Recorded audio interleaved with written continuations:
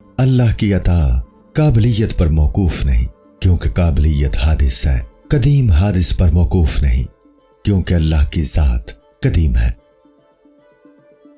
حق تعالیٰ کی عطا کے لیے قابلیت ضروری نہیں ہے۔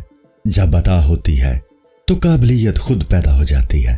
عطا اللہ کی صفت ہے جو قدیم ہے، قابلیت بندے کی صفت ہے جو حادث ہے۔ قدیم کے لیے حادث شرط نہیں بن سکتا۔ وہ دل جو پتھر سے بھی زیادہ سخت ہے، اس کی اصلاح کی تدبیر یہی ہے کہ اللہ تعالیٰ اس میں تبدیلی پیدا کر دے۔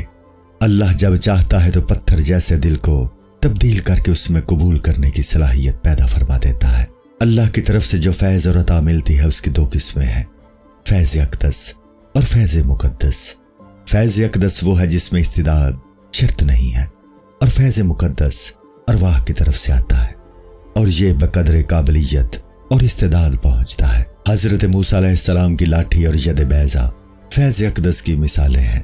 تمام انبیاء علیہ السلام کے معجزے اسی کی مثال ہیں، جس میں استعداد شرط نہیں۔ اگر ہر چیز میں استعداد اور قابلیت شرط ہو تو پھر کوئی معدوم وجود میں نہ آئے، اور جو معدوم ہے اس میں استعداد و قابلیت کہاں ہوگی؟ عام طور پر سنت الہی یہی ہے کہ ہر چیز کے اسباب مہیا ہوں اور قابلیت ہو تو عطا ہوتی ہے۔ معجزے یعنی فیض اقدس محض مشیت الہی سے ظہور میں آتے ہیں۔ ویسے تو عزت اسباب سے حاصل ہوتی ہے، لیکن اللہ کی قدرت میں ہے کہ بلا سبب بھی عزت عطا فرما دے۔ عوام کو اسباب ضرور اختیار کرنے چاہیے، لیکن مسبب الاسباب سے غفلت نہیں برتنی چاہیے۔ اللہ تعالیٰ کی قدرت اسباب کی محتاج نہیں ہے۔ عوام اپنے مقاصد کی تلاش میں اسباب سے مدد لیتے ہیں، لیکن انہوں نے اسباب کو قدرت کے لیے ایجاب بنا لیا ہے، کیونکہ ہر شخص بلا واسطے قدرت کے مشاہدے کا اہل نہیں ہے۔ لیکن انسان کو وہ نظر اپنانی چاہیے جو اسباب کو چاک کر کے اصل قدرت کو دیکھ سکے۔ جب وہ ایسا کر لے گا تو اس کی نظر میں اسباب بے حقیقت ہو جائیں گے۔